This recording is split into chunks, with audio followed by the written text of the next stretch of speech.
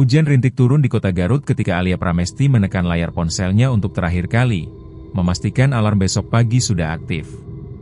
Tas gunungnya sudah rapi di sudut kamar, lengkap dengan jaket tebal, headlamp, dan logistik. Ini akan menjadi pendakian pertamanya ke Gunung Leles, gunung yang katanya tidak terlalu tinggi namun penuh cerita aneh. Ia menarik napas panjang. Akhirnya bisa refreshing, gumamnya. Hening. Kemudian ponselnya bergetar. Ting, ting, ting. Alia menatap layar dengan alis berkerut. Nomor tak dikenal. 62, 777. Ia ragu sejenak lalu mengangkat. Halo? Tidak ada jawaban. Hanya napas lirih, seperti seseorang menempelkan bibirnya di mikrofon. Perlahan, napas itu berubah menjadi bisikan. Alia merinding. Siapa? Kalau nggak jelas saya tutup ya. Tak ada respons. Ia memutus sambungan dan menghela napas berat. 5 detik kemudian, ponselnya berdering lagi. Nomor yang sama. Alia menatap layar lebih lama kali ini.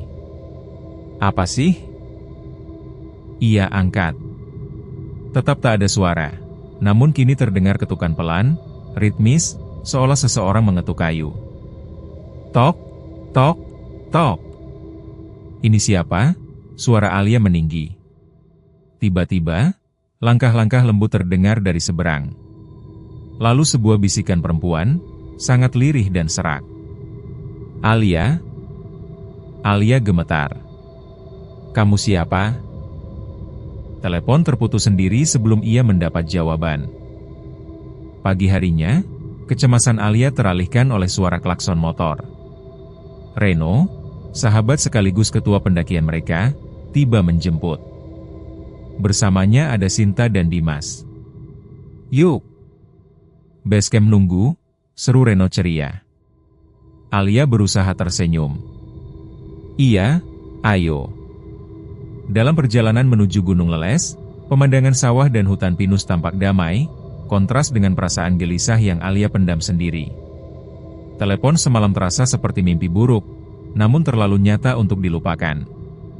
Sinta, yang sejak dulu peka terhadap hal-hal gaib, tiba-tiba menatap Alia lekat-lekat. Kamu kelihatan pucat, katanya. Malam gak bisa tidur? Alia menelan ludah. Sedikit. Karena apa? Sinyal error. Ada yang nelepon aneh. Reno menoleh dari kemudi. Penipu? Udah biasa itu. Tapi, Alia menggigit bibir.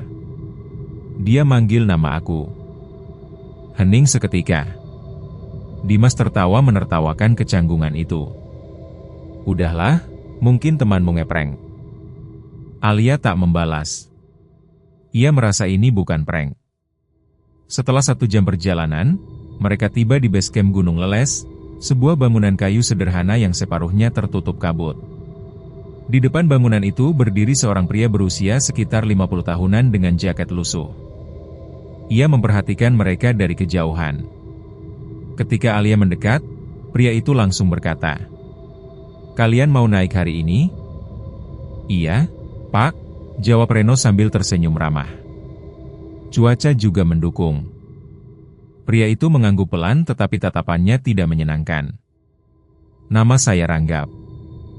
Penjaga basecamp." Ia memindai satu persatu wajah mereka, namun tatapannya berhenti lebih lama pada Alia.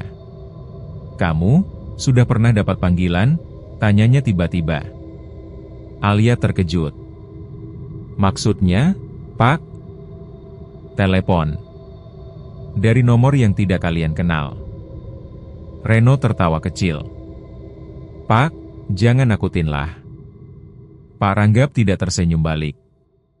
"Kalau ada panggilan begitu, jangan dijawab lagi. Kalau bisa, matikan ponselnya."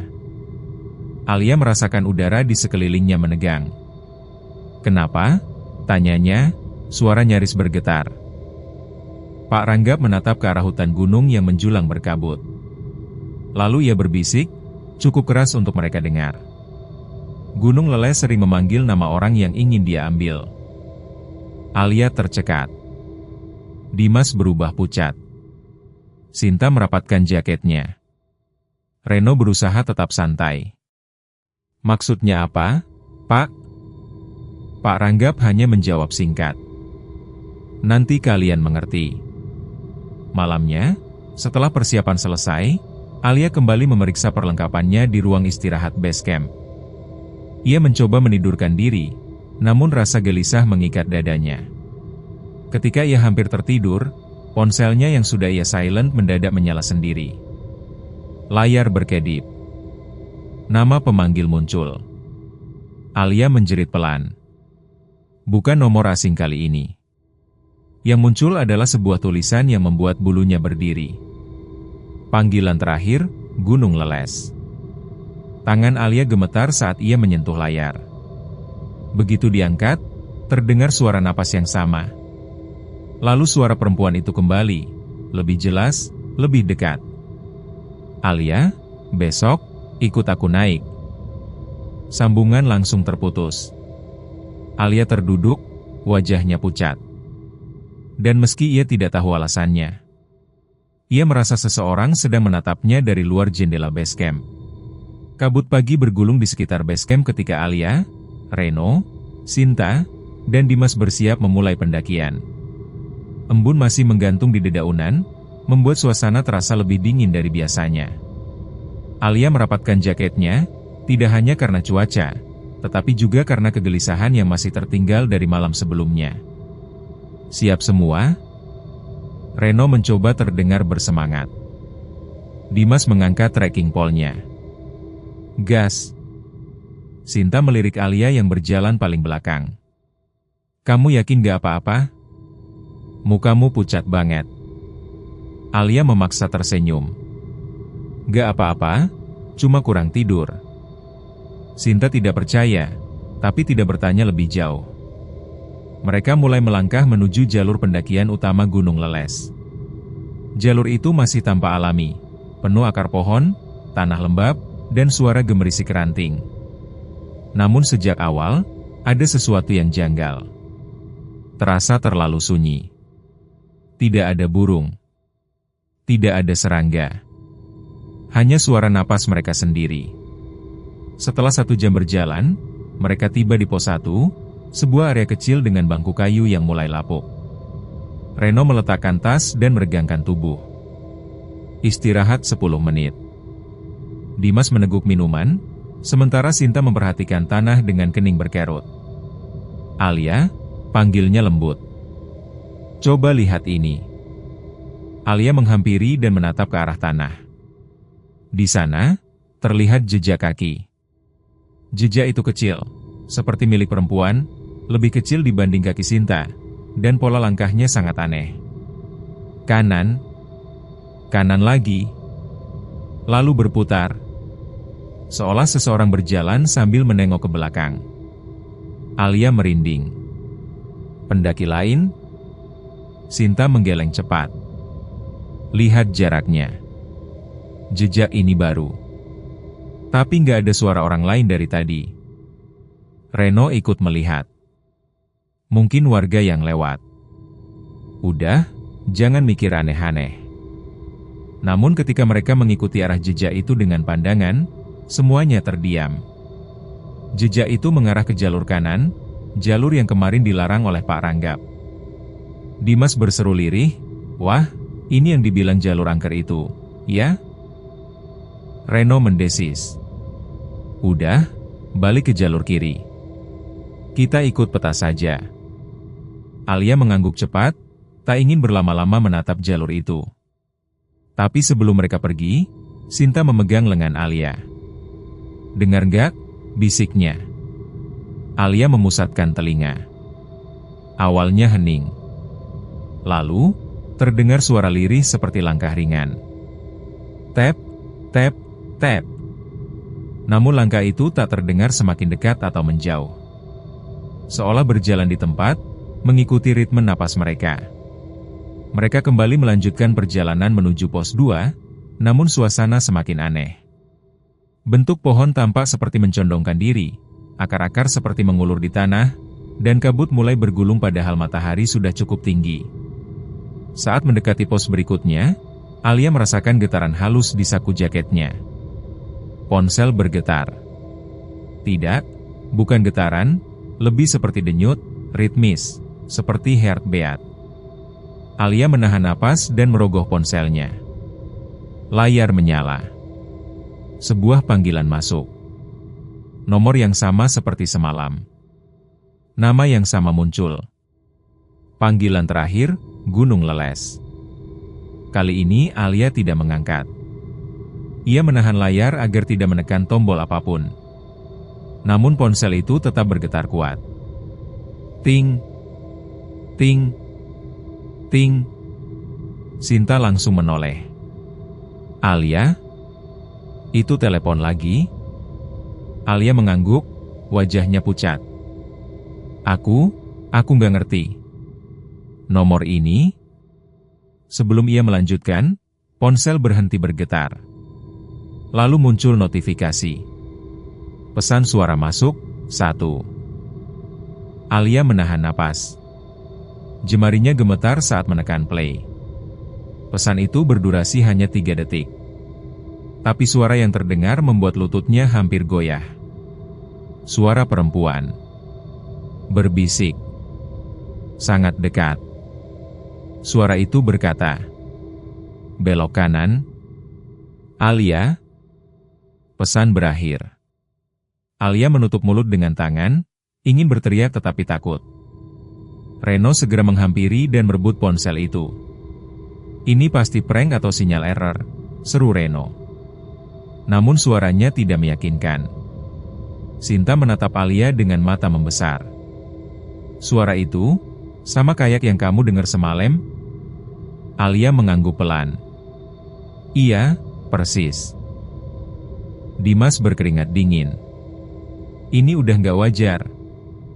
Saat mereka tiba di pos 2, sesuatu yang lebih mengerikan menunggu.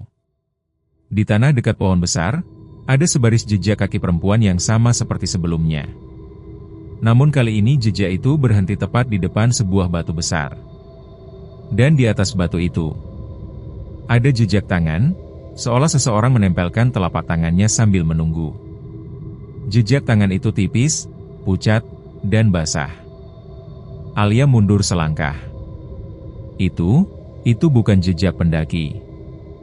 Sinta berbisik. Itu jejak seseorang yang ingin kita ikuti. Alia menelan ludah. Seseorang? Sinta menatapnya dalam-dalam. Bukan manusia. Saat itu, dari balik pepohonan jalur kanan, jalur terlarang, tiba-tiba terdengar suara lembut memanggil. "Alia A." Semuanya membeku. Hutan yang sunyi terasa menutup mereka rapat seperti perangkap. Dan Alia menyadari satu hal, panggilan itu bukan hanya lewat telepon. Ia datang dari dalam Gunung Leles sendiri. Kabut di antara pepohonan semakin menebal saat mereka meninggalkan pos 2. Udara terasa lebih berat, seolah hutan Gunung Leles sedang mengawasi setiap langkah mereka. Alia berjalan paling dekat dengan Reno, takut tertinggal walau hanya 1 langkah. Reno menoleh. "Oke, dengar ya. Kita tetap di jalur kiri. Jangan ada yang ngelamun atau dengar suara aneh. Fokus di langkah." Dimas mengangguk cepat, jelas ketakutan. Sinta justru lebih sering menoleh ke belakang. Alia mencoba menenangkan diri, membuang jauh-jauh suara yang memanggil namanya. Tetapi semakin ia menolak, semakin jelas suara itu menggema di kepalanya. "Alia A, belok kanan, ikut aku." Ia menutup telinga, tapi suara itu seperti bergetar dari dalam tulang. Setelah sekitar 20 menit berjalan, mereka melihat papan kecil bertuliskan, pos 3. Papan itu menunjuk ke jalur kiri sesuai peta. Namun tepat di sebelahnya terdapat jalur lain, lebih kecil, lebih gelap, ditelan kabut. Jalur kanan. Alia berhenti. Ia merinding seketika. Karena di jalur kanan itu, Ada bayangan seseorang. Silhouette perempuan. Berdiri diam. Rambut panjangnya tergerai, menutupi wajah.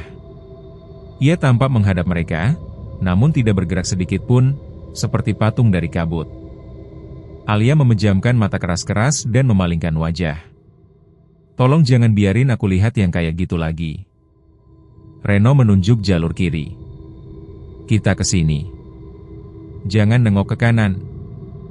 Ayo, jalan. Sinta memakar napas tersengal. Tadi, kalian ngelihat seseorang gak? Udah diam, bentak Reno, lebih karena takut daripada marah. Mereka mempercepat langkah. Namun baru beberapa menit berjalan, Reno berhenti mendadak.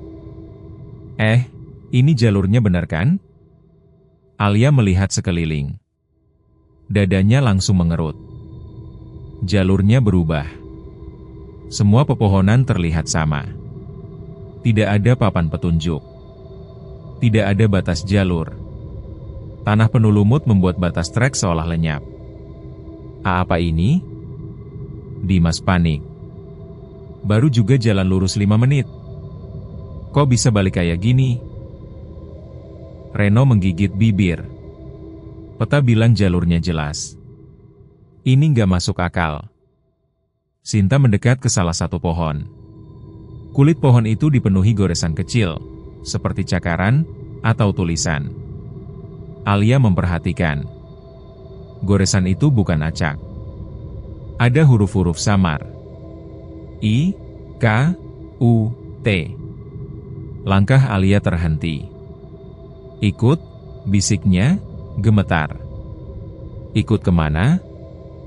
Sebelum ada yang sempat menjawab. Ting, ting, ting. Ponsel Alia berdering begitu keras, membuat semuanya melompat. Alia menatap layar. Nomor yang sama. Panggilan terakhir, Gunung Leles. Alia, jangan diangkat, seru Reno. Tapi tangannya bergerak sendiri, seolah dipaksa. Jemarinya menekan tombol hijau. Telepon tersambung. Dalam sekejap, terdengar suara. Jeritan. Bukan jeritan manusia biasa. Jeritan panjang, serak, seperti seseorang yang berteriak dari dalam perut bumi. Lalu berubah menjadi suara ketukan keras. Tok! Tok! Tok! Tok! Reno meraih ponsel Alia dan mematikannya paksa. Stop!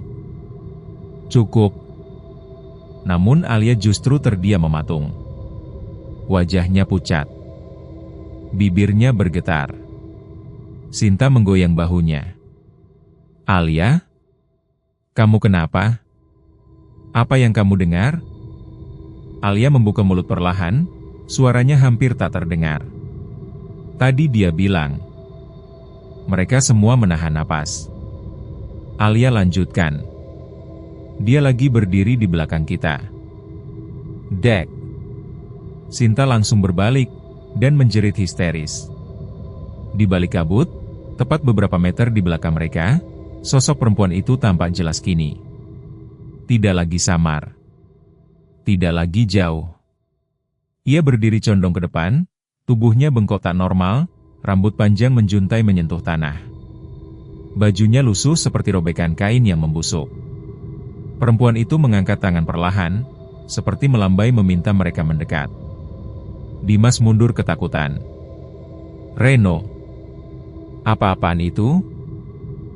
Reno menarik semuanya. Lari.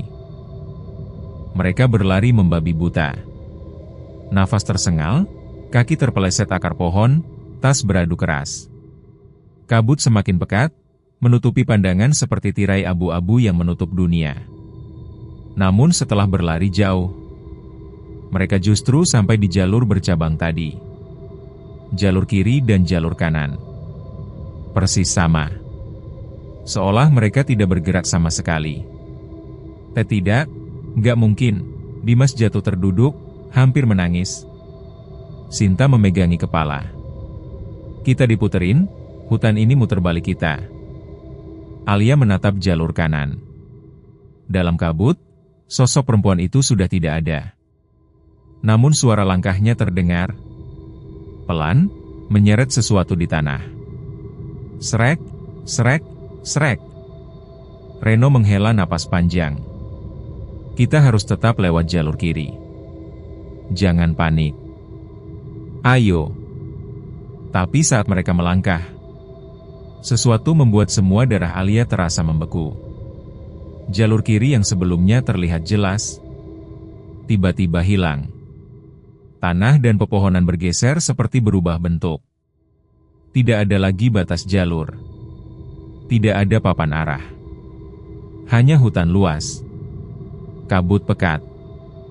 Dan suara nafas seseorang, sangat dekat. Alia menatap Reno dengan mata membesar. Reno, Gunung Leles nggak mau kita pulang. Reno tak bisa menjawab. Karena dari balik kabut, terdengar bisikan itu lagi. Belok kanan, Alia. Dan kali ini, suara itu seperti keluar dari banyak mulut sekaligus. Dekat mereka. Mengelilingi mereka. Gunung Leles telah menelan mereka. Kabut semakin tebal, seolah-olah Gunung Leles sedang menutup diri dan menelan apapun yang ada di dalamnya. Alia, Reno, Sinta, dan Dimas berdiri mematung di tengah hening yang terlalu sunyi untuk ukuran hutan. Bahkan angin pun terasa berhenti. Fokus, kita jangan kepisah. Suara Reno terdengar bergetar, walaupun ia berusaha terdengar kuat. Alia memegang lengannya sendiri. Jalur kiri hilang, terus kita harus kemana? Dimas menelan ludah, matanya memandang ke segala arah. Kita nyasar, kita benar-benar nyasar. Sinta memejamkan mata, mencoba mengatur napas. Aku dengar sesuatu dari arah kanan. Alia mematung.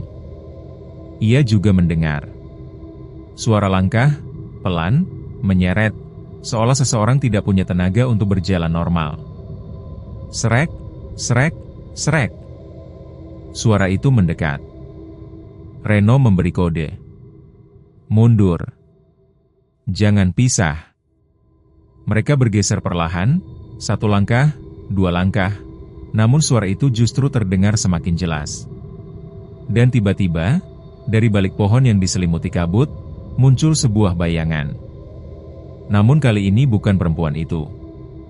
Bayangan itu jauh lebih tinggi. Berdiri tegap.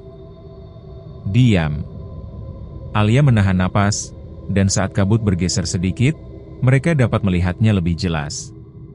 Sosok itu adalah lelaki tua dengan baju pendaki lusuh, wajahnya pucat, kulitnya melepuh di beberapa bagian seperti luka bakar lama. Matanya cekung, tanpa cahaya. Tangannya menggenggam sebuah tongkat kayu patah. Apa itu? Dimas mundur beberapa langkah. Sosok itu tiba-tiba berbicara. Suaranya lirih, serak, seperti tenggorokannya penuh debu. Kalian tidak seharusnya di sini. Reno menahan napas. Pak, siapa? Lelaki itu menatap mereka dengan wajah yang tidak menunjukkan emosi apapun. Aku, penjaga. Penjaga jalur yang hilang. Alia merinding. Jalur yang hilang? Mereka yang dipanggil selalu datang ke kanan. Lelaki itu menunjuk jalur gelap berkabut di belakang mereka. Sinta meringis ngeri. Tapi jalur kiri hilang, kami nggak mau ke kanan. Lelaki itu menoleh ke arah Alia, seperti tahu sesuatu yang bahkan Alia sendiri tidak mengerti. Panggilannya memilihmu. Ia butuh satu, untuk menggantikan yang hilang. Alia memucat sepenuhnya. Menggantikan, siapa? Lelaki itu menatap kosong. Dia. Yang memanggilmu. Tiba-tiba, suara perempuan itu terdengar lagi, lebih dekat dari sebelumnya. Alia. Alia menutup telinga. Berhenti, berhenti, jangan panggil aku lagi. Namun suara itu semakin keras. Semakin dekat. Semakin banyak. Alia, ke kanan, ke sini, turun bersamaku. Lelaki tua itu menatap hutan dengan gelisah. Dia datang. Kalian harus pergi. Ikuti aku. Reno, tanpa pikir panjang, menarik tangan Alia. Oke. Pak, tunjukkan jalan. Namun saat lelaki tua itu mulai berjalan, kakinya tiba-tiba tidak menyentuh tanah. Ia melayang beberapa sentimeter. Lalu tubuhnya bergetar, seperti sinyal buruk di TV. Sinta menjerit, Reno. Dia bukan orang hidup. Tubuh lelaki itu mulai berubah bentuk. Wajahnya memanjang, matanya melebar, mulutnya terbuka sangat lebar hingga nyaris merobek pipi. Ia menatap Alia, dan dari mulutnya yang sobek mengalir suara mengerikan. Ganti, kan, yang, hilang. Tubuhnya tiba-tiba luruh menjadi kabut hitam, menghilang begitu saja di hadapan mereka. Alia hampir jatuh terduduk. Astaga, dia bukan manusia. Dimas menangis ketakutan. Ini gila banget, kita nggak akan bisa pulang. Reno menarik mereka semua. Ayo, kita cari arah kemanapun. Jangan tinggal di sini. Namun ketika mereka memutuskan untuk melangkah, boom! Sebuah suara keras seperti pohon tumbang menggema dari jalur kanan. Kabut terbelah. Dan sesuatu keluar dari sana. Perempuan itu. Kali ini, ia terlihat sepenuhnya. Tubuhnya pucat membiru. Tulang punggungnya bengkok. Rambutnya basah menggantung seperti habis diseret di tanah. Matanya kosong, tapi mulutnya terus bergerak, berbisik tanpa henti. Alia mundur hingga punggungnya menempel pada pohon. Tolong, jangan dekat. Perempuan itu mengangkat tangan, dan kuku-kuku panjangnya tampak seperti duri hitam. Ia menunjuk Alia dan berkata dengan suara yang memecah udara. Ikut. Sekarang. Sinta menarik Alia, namun perempuan itu melangkah cepat ke arah mereka. Gerakannya tersentak-sentak, tidak natural, seperti sendi-sendinya tidak menyatu. Dimas menjerit, Reno siap menghadang. Namun tiba-tiba, dari atas pepohonan terdengar siulan panjang. Siulan keras, tajam, seperti tanda bahaya. Perempuan itu berhenti. Menoleh seperti terganggu. Kabut bergerak liar.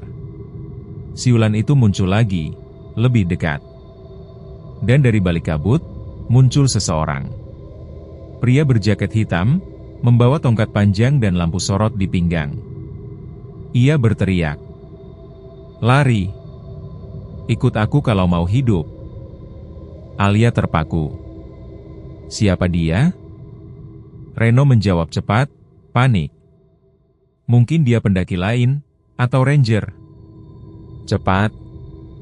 Pria itu mengibas tongkatnya ke arah perempuan itu, dan kabut langsung terpental, membuka jalan. Sosok perempuan mengerang marah. Pria itu kembali berteriak. Ayo. Sekarang. Sebelum dia memanggil yang lain. Alia, Sinta, Dimas, dan Reno akhirnya berlari mengikuti pria misterius itu. Sementara di belakang, suara perempuan itu berubah menjadi teriakan panjang yang mengguncang seluruh gunung leles. Dan bisikan itu terdengar lagi. Kali ini bukan hanya satu suara. Ratusan suara berbisik sekaligus. Alia, ikut. Kabut turun begitu cepat hingga seolah-olah gunung leles menutup dirinya dari dunia luar. Langit berwarna abu kusam, pohon-pohon menjulang seperti bayangan raksasa yang mengintai setiap langkah. Udara makin dingin, menusuk sampai ke tulang. Alia berjalan paling depan, seperti orang tersihir. Meski Reno berulang kali memanggil, ia tetap melangkah lurus, tanpa ragu, seperti mengikuti jalur yang hanya bisa ia lihat sendiri. Alia, berhenti dulu. Reno akhirnya menarik ranselnya. Alia menoleh perlahan, tatapannya kosong, muram, dan anehnya, tampak lebih pucat dari sebelumnya. Aku harus ke depan, suaranya serak. Dia sudah nunggu. Siapa? Sinta menyambar. Alia membuka bibirnya, tapi suaranya sangat pelan. Aku, dengar dia lagi manggil. Dari tadi, Dimas memeluk dirinya sendiri, merasakan hawa dingin yang tidak masuk akal. Gak ada apa-apa, Li. Kita cuma tersesat. Itu semua cuma. Namun ia terdiam ketika melihat sesuatu di pepohonan. Sebuah bayangan putih berdiri jauh di antara kabut, seperti sosok perempuan berambut panjang, gaunnya koyak, kepalanya sedikit miring, menghadap mereka. Apa kalian lihat itu? Bisik Dimas, hampir tak bersuara. Reno dan Sinta menoleh, tetapi saat itu angin bertiup kencang, kabut bergulung, dan sosok itu menghilang. Reno mengerutkan kening. Gak ada apa-apa. Ada. Dimas terus menunjuk. Barusan ada. Perempuan, putih. Namun Reno menepuk pundaknya. Lu panik karena Alia. Fokus dulu. Saat mereka melanjutkan perjalanan, Reno memperhatikan hal yang membuat perutnya mengencang. Ini jalurnya aneh, gumamnya. Semalam di base camp, peta jalur masih jelas. Harusnya ada sumber air kecil sebelum tanjakan. Sekarang, kok malah belok ke kiri? Di depannya hanyalah jalan setapak sempit yang menuruni bukit, dikelilingi pohon besar yang tak pernah ia lihat sebelumnya. Alia melangkah tanpa menoleh. Ini jalurnya. Dia yang tunjukkan. Dia siapa? Sinta hampir berteriak. Alia berhenti. Perlahan ia memutar kepala, dan untuk pertama kalinya sejak tadi, ia tersenyum. Tapi senyumnya tidak normal, terlalu datar, terlalu lama, seperti bukan milik Alia. Perempuan itu, bisiknya. Dia bilang aku harus ikut. Sinta mundur satu langkah. Alia, kamu bukan diri kamu sekarang. Sinta, Alia menatapnya tajam, aku cuma harus ikut. Reno menggenggam lengan Alia. Lo ikut gue. Bukan dia. Namun saat itu ponsel Alia berbunyi. TRRT. TRRT. TRRT. Semuanya menegang. Reno langsung meraih ponsel itu, tetapi tatapannya berubah bingung. Kok bisa nyala? Baterai lo udah mati. Alia meraih ponselnya kembali, gerakannya cepat seperti refleks orang lain. Ia menatap layar. Nama pemanggil itu kembali muncul. Panggilan terakhir, Gunung Leles. Tidak ada nomor. Tidak ada penanda sinyal. Hanya nama itu. Alia mengangkatnya. Jangan. Reno menepis tangan Alia, membuat ponsel jatuh ke tanah. Namun sambungan tetap tersambung. Suara napas itu keluar dari speaker, keras, dekat. Hahaha, hahaha, hahaha. Lalu suara perempuan itu. Alia, kamu sudah di jalur. Tetap maju. Jangan dengarkan mereka. Sinta membeku. Dimas menutup telinga, tetapi suaranya seperti merasuk ke kepala mereka. Reno mematikan ponsel itu secara paksa, namun ketika ponselnya dimatikan, layar tetap menyala. Sambungan tidak hilang. Alia tersenyum dengan mata berkaca-kaca. Dia bilang aku sudah dekat. Dekat apa? Reno menahan Alia dengan kedua tangan. Alia membisikkan sesuatu yang membuat mereka semua merinding. Dekat dengan tempat dia mati. Kabut menebal sehingga jarak pandang tinggal 5 meter. Mereka memutuskan berhenti sejenak, tetapi tanah di bawah kaki mereka terasa lembek, seperti tidak pernah diinjak manusia. Dimas memperhatikan sesuatu di tanah dan langsung pucat. Reno, apalagi? Lihat jejak itu. Semuanya menoleh. Di jalur tanah lembab terlihat jejak kaki, banyak sekali. Tapi jejak itu bukan seperti jejak pendaki. Tidak ada bentuk sol sepatu. Hanya jejak kaki telanjang, kecil, seperti milik perempuan. Banyak, saling tumpang tindih, seakan seseorang berjalan ke arah mereka, berkali-kali. Sinta menelan ludah. Ini jalur apa, Ren? Aku takut. Reno menarik napas panjang. Gue juga nggak tahu. Kita harus balik. Ia menarik tangan Alia. Namun saat itu, tanah bergetar halus, daun-daun gemerisik, seperti ada sesuatu berjalan di sekitar mereka dari arah hutan. Dimas memegang lengan Sinta erat-erat. Ada yang ngikutin kita. Alia menatap hutan sambil tersenyum tipis. Bukan ngikutin. Dia lagi nunggu. Sinta memekik kecil. Alia. Itu bukan dia. Itu makhluk lain. Alia hanya menjawab pelan. Dia bilang jalurnya tinggal sedikit lagi. Reno ingin menarik Alia lebih kuat, tetapi tiba-tiba terdengar suara patahan ranting di sebelah kanan, dekat sekali. Mereka menoleh bersamaan. Di antara dua pohon besar, tampak sepasang mata hitam mengintip. Besar. Tidak berkedip. Terlalu tinggi untuk manusia. Sinta menutup mulut agar tidak berteriak. Dimas berbisik lirih, itu bukan manusia, Ren. Reno memegang bahu mereka semua. Suaranya pecah, penuh ketakutan. Kita lari. Sekarang. Tetapi Alia tidak bergerak. Ia menatap ke depan, ke jalan setapak yang aneh itu, dan berbisik.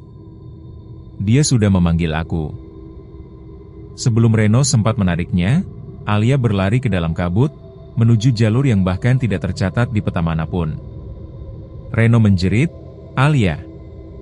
Namun suara lain menimpali, suara perempuan dari dalam kabut. Biarkan dia datang. Suara itu tidak jauh. Bahkan, terasa sangat dekat. Kabut turun seperti tirai tebal yang menelan segala bentuk dan arah. Udara di Gunung Leles menjadi begitu sunyi, seperti semua suara dunia terputus dan tinggal hanya satu suara yang masih hidup, suara perempuan itu. Alia sudah menghilang di balik kabut sebelum Reno, Sinta, dan Dimas sempat mengejarnya. Namun suara langkahnya masih terdengar, cepat, jauh, dan tidak masuk akal, seakan-akan ia berlari tanpa menyentuh tanah. Reno memegang bahu keduanya. Kita harus cari Alia. Sekarang. Dimas menggigil, suaranya pecah. Ren, kalau yang manggil itu bukan manusia? Kalau itu makhluk yang mau narik Alia? Sinta menelan ludah. Itu jelas bukan manusia. Tapi kita nggak bisa ninggalin Alia.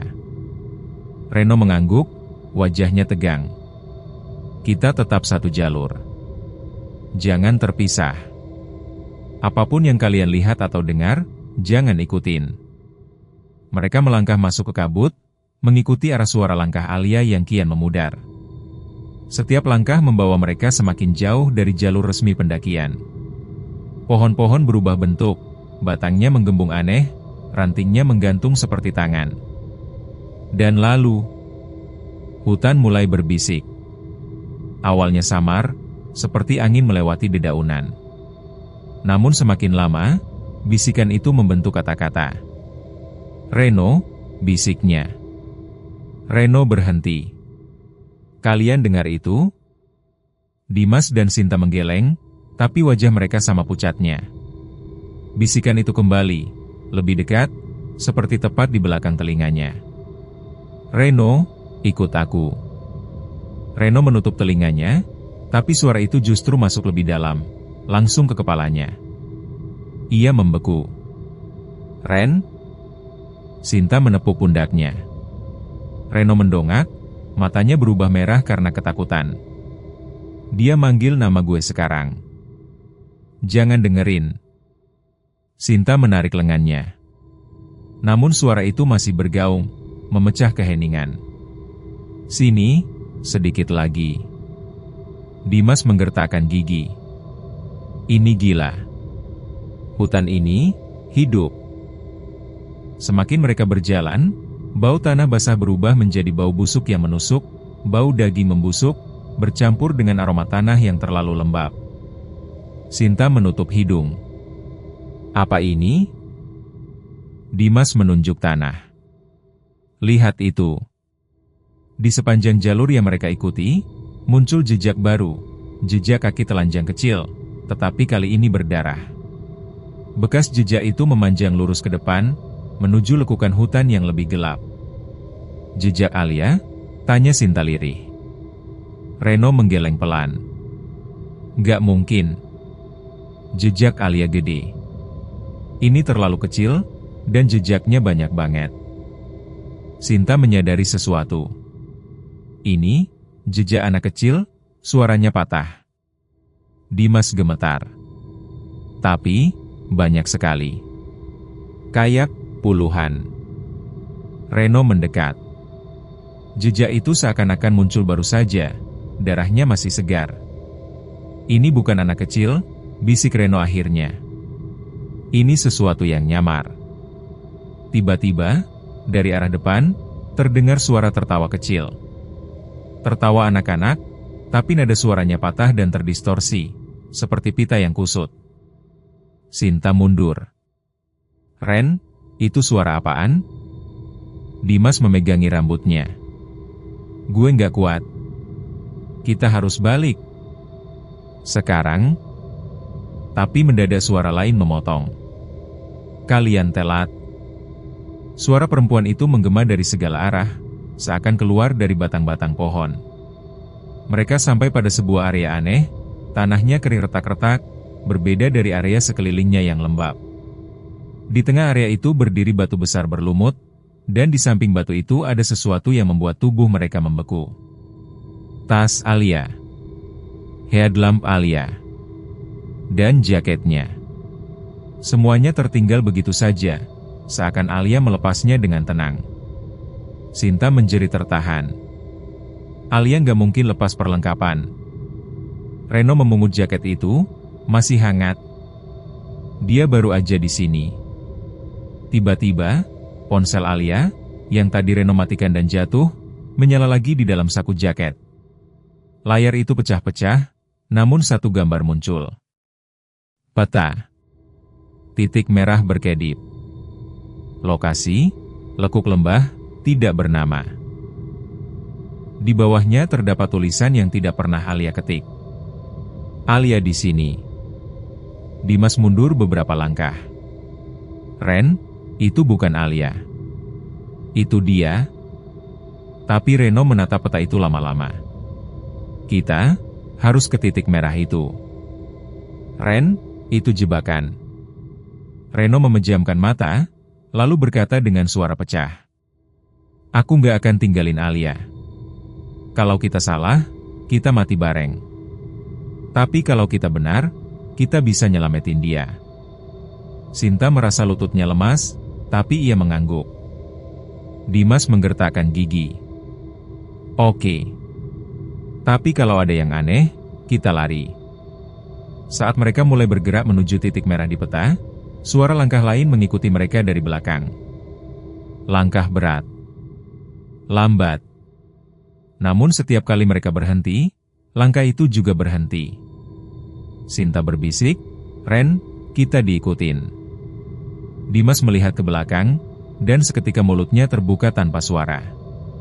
Di kejauhan berdiri sosok tinggi, lebih dari 2 meter, menjulur antara pepohonan. Tubuhnya kurus seperti batang, rambutnya panjang sampai tanah, dan kepalanya miring, terlalu miring, seakan hampir terputus. Matanya hitam kosong. Dan setiap detik, kepalanya makin miring. Sinta menutup mulutnya, wajahnya pucat seperti kertas. Ren, itu yang kita lihat tadi. Makhluk itu mendekat perlahan, sangat perlahan, tapi pasti. Reno menarik tangan dua sahabatnya. Lari. Ketiganya berlari menembus kabut, menuruni jalur yang tidak pernah ada di peta, mengejar titik merah, sementara makhluk itu mengikuti dengan sabar, seperti pemburu yakin korbannya tak akan lolos. Dan dari dalam kabut, terdengar suara perempuan itu untuk terakhir kalinya. Alia sudah sampai. Kalian menyusul. Kabut mulai menipis, dan untuk pertama kalinya sejak mereka tersesat, Reno, Sinta, dan Dimas melihat sesuatu yang menyerupai bentuk wilayah terbuka. Namun bukan kelegaan yang datang, melainkan ketakutan yang jauh lebih dalam. Di depan mereka membentang sebuah lembah cekung, seperti mangkuk raksasa yang terkubur di tengah hutan. Tanahnya pecah-pecah, tumbuhan di sekelilingnya layu, dan udara di sana terasa lebih dingin daripada tempat manapun di Gunung Leles. Di tengah lembah itu berdiri sebuah pohon besar yang tampak mati. Kulitnya hitam gosong, cabangnya patah, dan dari akar-akarnya terlihat bekas-bekas galian tanah seperti kuburan lama. Peta di ponsel Alia terus bergetar, dan titik merahnya berhenti tepat di bawah pohon itu. "Ren," suara Sinta bergetar. "Alia ada di situ?" Reno menelan ludah. Kalau peta itu benar, iya. Dimas menggeleng cepat. "Gak benar ini. Lihat tempatnya. Ini bukan tempat orang hidup." Namun sebelum mereka sempat memutuskan langkah, suara itu kembali, lebih keras, lebih jelas, seakan berasal dari rongga pohon mati itu. Alia sudah menunggu. Sinta dan Dimas saling berpegangan. Reno menegang. "Alia, kalau kamu bisa dengar, jawab kami." Hening. Lalu, "Reno," suara Alia. Tetapi serak, jauh, seolah berasal dari dalam tanah. Sinta menjerit kecil. Itu suara Alia. Dia masih hidup. Reno berlari duluan menuju lembah, menuruni tanah yang licin dan pecah. Sinta dan Dimas menyusul dengan napas putus-putus, angin dingin menghantam wajah mereka. Namun semakin dekat mereka ke pohon raksasa itu, semakin jelas bahwa suara Alia bukan keluar dari mulut manusia, melainkan dari sesuatu di bawah mereka. Suara dari bawah tanah. Reno berhenti tepat di depan pohon mati itu. Ia berjongkok dan menyentuh tanah kering yang retak. Dari sela retakan itu terdengar suara lirih, seperti rintihan orang yang terkubur hidup-hidup. "Ren," suara Alia terputus-putus. "Aku di sini." Sinta berlutut. "Alia, kami datang. Tahan sebentar." Dimas melihat sekeliling. Tempat ini kayak kuburan massal, tapi kuburan apa, atau siapa? Tiba-tiba, kerak. Tanah di depan Reno retak lebih lebar, dan dari celah itu muncul seutas rambut panjang berwarna hitam kusam, bergerak seperti merayap. Sinta terpaku. Itu, rambut Alia? Namun saat rambut itu terangkat oleh angin, mereka sadar. Itu bukan rambut Alia. Dan itu bukan rambut manusia. Rambut itu lebih panjang dari tubuh manusia, bergerak seperti hidup, dan dari ujungnya menetes cairan hitam pekat. Dimas tersentak ke belakang. "Bukan. Itu dia. Makhluk itu." Reno mundur cepat, namun suara Alia memanggil lagi, suara yang kali ini berubah lebih tercekik, lebih terperangkap. "Reno, tolong, aku." Reno memejam mata. "Alia masih hidup di dalam. Kita harus gali." "Ren." Sinta menarik bajunya. "Apa kamu gak lihat? Yang kita dengar mungkin bukan Alia. Itu mungkin suara tiruan." Tetapi Reno menggeleng keras. "Itu suara dia. Masa gue gak kenal suara Alia?" Lalu ia mulai mencakar tanah dengan tangan kosong. Sinta menangis, takut antara kehilangan Alia dan kehilangan Reno. Dimas yang sejak tadi menopang dirinya sendiri tiba-tiba melihat sesuatu bergerak di pinggir lembah. "Sinta," suaranya pecah. Sinta menoleh. "Apalagi?" Ia menunjuk dengan tangan gemetar. Di sekeliling lembah, di balik pepohonan tinggi, muncul beberapa sosok putih kecil. Tubuh mereka bungkuk. Kulit mereka pucat dan keriput seperti kain basah. Kepala mereka membesar tidak wajar, dan mata mereka hitam, bulat, tanpa kelopak. Anak-anak. Banyak sekali. Tapi bukan manusia. Mereka bergerak perlahan, mengitari lembah seperti kawanan penerima tamu. Sinta mundur sambil menutup mulut agar tidak menjerit. Ren, kita dikepung. Reno berhenti menggali, menoleh, dan wajahnya langsung pucat pasi. Makhluk-makhluk itu berdiri diam, menatap mereka tanpa kedip. Sebagian mulai mendekat, dengan gerakan kecil dan patah-patah seperti boneka rusak. Dimas mencicit. Ya Tuhan, ini, anak-anak, yang jejak kakinya kita lihat tadi. Sinta memeluk dirinya. Mereka bukan anak-anak, mereka mayat. Makhluk itu tiba-tiba mengeluarkan suara. Suara tawa kecil. Tertawa seperti anak kecil, tapi terdistorsi, pecah, dan hampa. Hihihihi. Suara itu memenuhi lembah, nyaris memecahkan kepala mereka. Dari celah tanah retak, tepat di depan Reno, tiba-tiba muncul tangan. Tangan pucat. Tangan manusia. Alia. Reno menarik tangan itu. Tanah terbelah sedikit lebih besar, dan wajah Alia muncul dari bawah tanah. Wajahnya kotor tanah, rambutnya kusut, matanya basah. Ren, ia terisak. Tolong, aku. Reno hampir menangis lega. Alia. Aku tarik kamu keluar.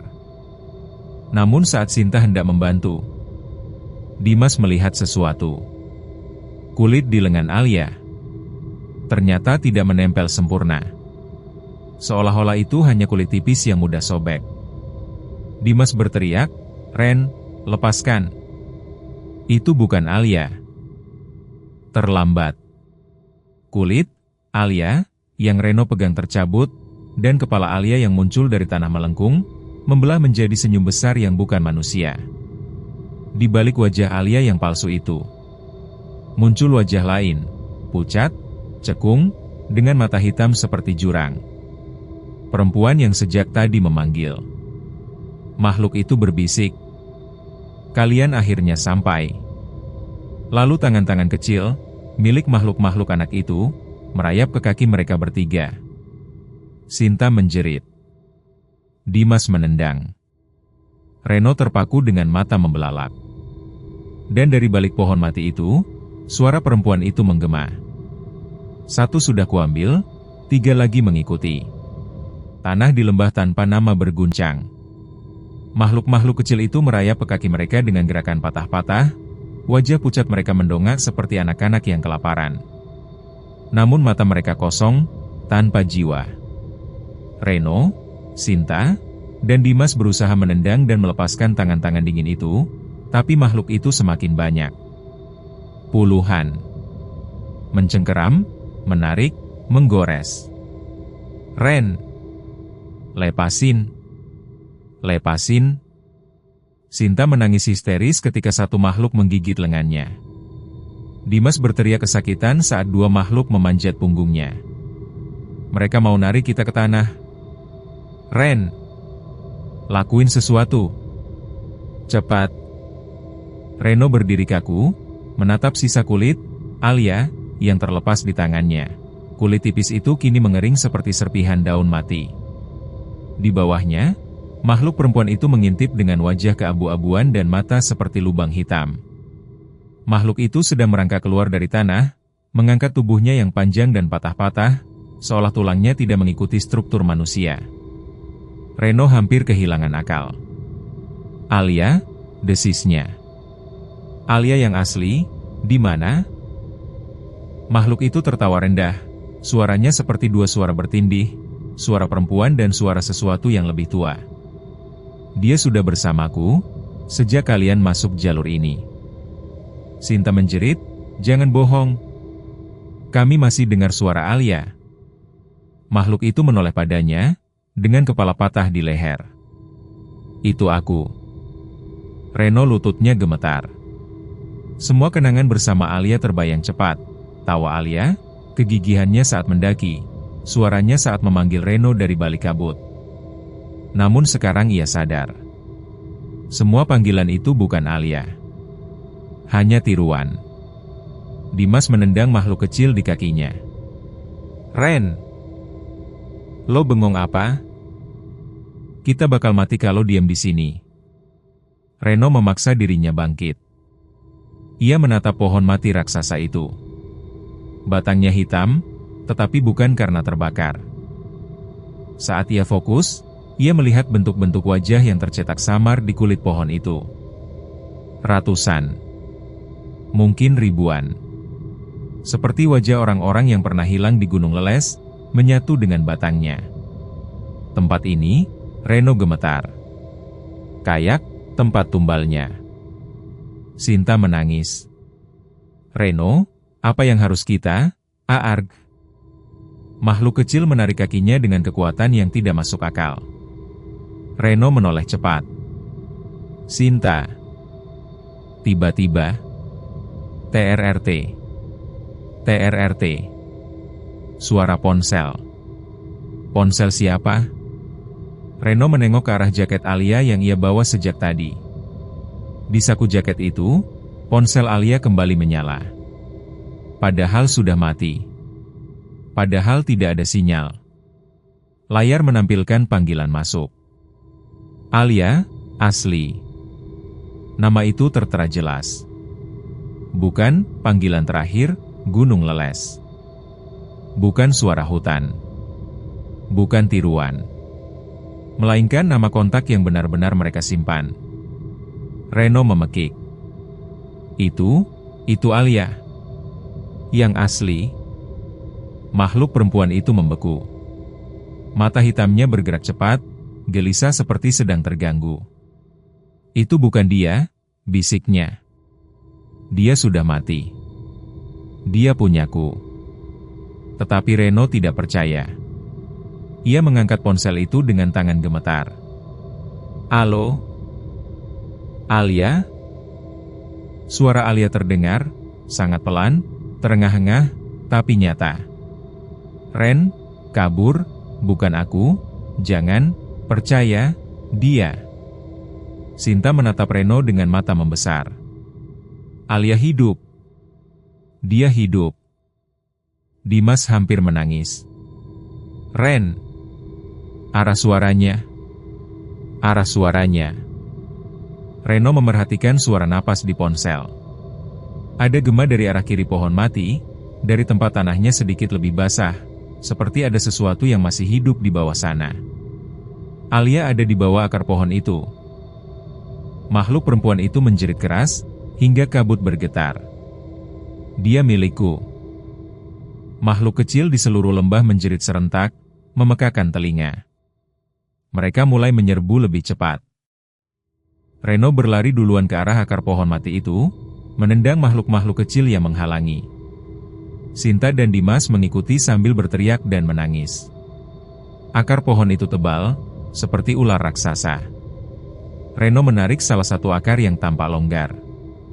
"Alia, kalau kamu dengar, jawab." Suara Alia terdengar dari bawah tanah. "Ren, tolong, aku, gelap, sesak."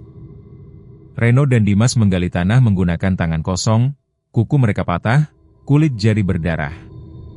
Sinta menahan makhluk kecil yang berusaha memanjat ke arah mereka. Makhluk perempuan itu merangkak cepat, tubuhnya meliuk seperti hewan, mulutnya menganga lebar. Ia melompat. Namun tepat sebelum ia mencapai mereka, sumber akar terbesar patah. Tanahnya runtuh. Dan sebuah tangan muncul dari bawah. "Tolong!" Alia muncul setengah tubuh, napasnya megap-megap. Wajahnya penuh tanah, bibirnya pecah, mata menangis darah. "Alia!" Reno menariknya. "Pegangan kuat." Makhluk perempuan itu menjerit sekeras-kerasnya dan menerjang mereka. Alia bangkit dengan sisa tenaga, memegang sesuatu di tangannya, batu besar yang berada di ruang kecil tempat ia terjebak. "Menjauh dari kami." Alia menghantam wajah makhluk itu dengan batu. Makhluk itu terdorong ke belakang, tengkoraknya retak, tubuhnya jatuh menabrak akar pohon mati.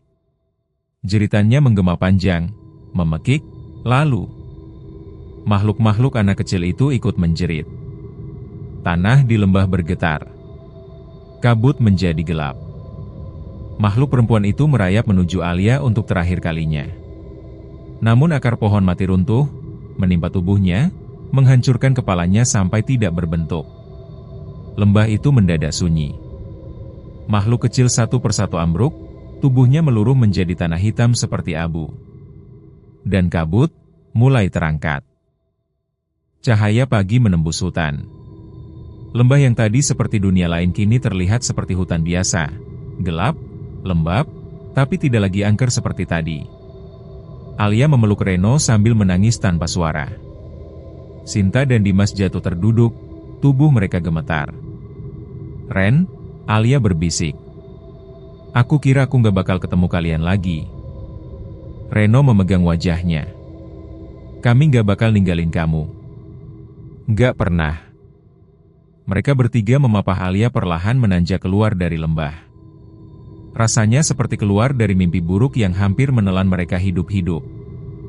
Saat mereka tiba di batas hutan, mereka mendengar suara-suara pendaki dari jalur resmi. Teriakan panik. Sirene. Senter-senter pencarian. Tim SAR yang sejak pagi mencari mereka. "Kita di sini." Reno berteriak sekuat tenaga. Mereka diselamatkan. Dan ketika akhirnya semua duduk berselimut di posar, seorang petugas berkata pelan, "Kalian beruntung. Banyak yang hilang di Gunung Leles. Jalur yang kalian temukan itu tidak pernah ada." Alia menatap Reno dalam-dalam. Matanya bergetar. "Ren, kalau jalur itu nggak ada, lalu bagaimana kita bisa sampai ke sana?" Reno tidak menjawab. Karena ia tahu, jalur itu memang tidak ada. Sampai seseorang memanggil. Dan di layar ponsel Alia yang pecah, tanpa mereka sadari, muncul satu notifikasi baru. Satu pesan suara tertinggal, Gunung Leles. Pesan itu belum diputar sampai sekarang.